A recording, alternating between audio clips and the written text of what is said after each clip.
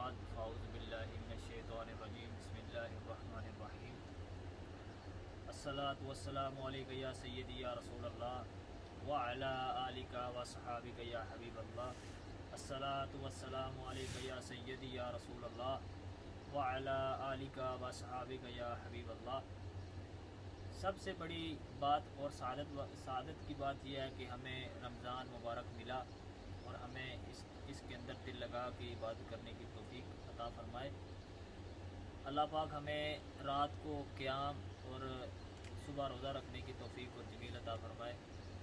اور جیسا کہ حدیث کافی مذکور ہے اس کے بارے میں کہ رمضان کا ایک عمل 70 عمل کے برابر ہوتا ہے، یعنی نفل کا ثواب جو ہے وہ فرض کے برابر دیا جاتا ہے اور فرض کا 70 گنا بڑھا دیا جاتا ہے۔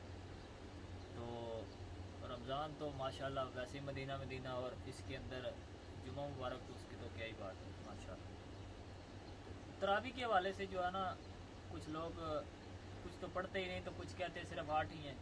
تو تراویح کے حوالے سے کچھ میرے پاس ایک موضوع تھا، تو میں نے کہا جو تراویح کے حوالے سے تھوڑی نہیں گفتگو کرتے ہیں کہ تراویح کا کیا موقف ہے، علماء کا یعنی اہل سنت کا، احناف کا کیا موقف ہے اس کے بارے میں۔ شروع کرتے ہیں، بسم اللہ الرحمن الرحیم۔ مسلم شریف کی روایت ہے، حضرت ابو ہریرہ رضی اللہ تعالیٰ نے کہا کہ رسول کریم صلی اللہ تعالیٰ علیہ وسلم نے فرمایا کہ جو شخص صدق دل اور اعتقاد صحیح کے ساتھ رمضان میں قیام کرے یعنی تراویح پڑھے تو اس کے اگلے گناہ بخش دیے جاتے ہیں۔ نبی پاک صلی اللہ تعالیٰ علیہ وسلم نے فرمایا کہ جو اعتقاد صحیح اور صدق دل یعنی اللہ کی رضا کے لیے، اللہ پاک کی خوشنودی حاصل کرنے کے لیے رات کو قیام کرے تو اس کے پچھلے گناہ بخش دیے جاتے ہیں۔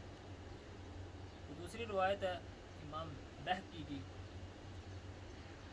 حضرت سعید بن یزید رضی اللہ تعالیٰ عنہ نے فرمایا کہ ہم صحابہ کرام حضرت عمر فاروق رضی اللہ تعالیٰ عنہ کے زمانے میں 20 رکعت تراویح اور وتر پڑھتے تھے، یعنی حضرت عمر فاروق رضی اللہ تعالیٰ عنہ کے زمانے میں 20 رکعت تراویح اور وتر یعنی ٹوٹل 23 رکعت پڑھتے تھے۔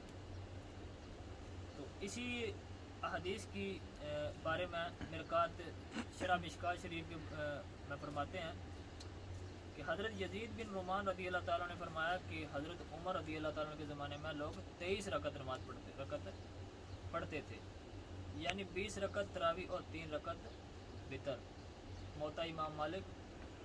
تو بات کرنے کا مقصد یہ کیا کہ جو چیز نبی پاک صلی اللہ تعالیٰ علیہ وسلم نے اختیار کی ہو تو یعنی اس کو پڑھا ہو، بار بار پڑھا ہو تو اس کو کہتے ہیں سنت مؤکدہ۔ تو آپ صلی اللہ تعالیٰ علیہ وسلم نے اس خوف کی وجہ سے چھوڑ دی تراویح کہ میری امت کے اوپر فرض نہ ہو جائے۔ تو پھر ایک مقام پہ یہ بھی ہمیں پڑھنے کو ملتا ہے کہ حدیث پاک میں ہے کہ میرے بعد میرے خلفائے راشدین کی سنت پہ عمل کرو۔ تو حضرت عمر رضی اللہ تعالیٰ عنہ کے زمانے میں 20 رکعت تراویح اور حضرت عثمان غنی حضرت مولا کائنات کے زمانے میں 20 رکعت ہی تراویح پڑھی جاتی تھی، اور اس کے اوپر صحابہ کرام رضی اللہ تعالیٰ عنہ کا اجماع بھی ہے۔ اجماع کے حوالے سے ایک حدیث پاک پیش کرتا ہوں۔ علامہ ابن عبد البر نے فرمایا کہ 20 رکعت تراویح جمہور علماء کا قول ہے۔ علماء کوفہ، امام شافعی اور اکثر فقہا یعنی تو یہی فرماتے ہیں اور یہی صحیح ہے۔ ابی بن کعب سے منقول ہے کہ اس میں صحابہ کرام کا اختلاف نہیں۔ یہ جو 20 رکعت تراویح ہے اس میں صحابہ کرام کا اجماع ہے، اس میں صحابہ کرام کا کوئی اختلاف نہیں۔ اور اسی میں امام ابن حجر عسقلانی رحمۃ اللہ تعالی علیہ فرماتے ہیں، یہ جو روایت ہے اس کے تحت فرماتے ہیں یعنی تراویح 20 رکعت ہے اس لیے کہ اس پر صحابہ کرام کا اجماع ہے۔ حوالہ جات انشاءاللہ اس کے اوپر میں مینشن کر دوں گا۔ تو یہ جو اجماع والی ہے اس کے بارے میں اور بھی فرمایا جاتا ہے کہ حضرت عمر، حضرت عثمان اور حضرت علی رضی اللہ تعالیٰ عنہ اور ان کے بعد بھی صحابہ کرام کا 20 رکعت تراویح پر اہتمام ثابت ہے۔ اس سے مضمون کی حدیث کو امام مالک، ابن سعد اور امام بہقی وغیرہ نے تحریج کی۔ تو اس کے اوپر فقہا کا بھی علماء کا بھی اور صحابہ کا بھی اجماع ہے کہ تراویح جو ہے 20 رکعت ہی پڑھی جاتی ہے، اور بعض کہتے ہیں کہ صرف تراویح صرف 8 رکعت ہی ہے۔ اگر ان سے میرا یہ بڑا ایک مؤدبانہ سوال ہے کہ اگر تراویح 8 رکعت ہی ہے تو علاوہ رمضان جو نبی پاک صلی اللہ تعالی وسلم ادا فرماتے کیا وہ بھی تراویح تھی؟ تو یقیناً جواب آئے گا نہیں۔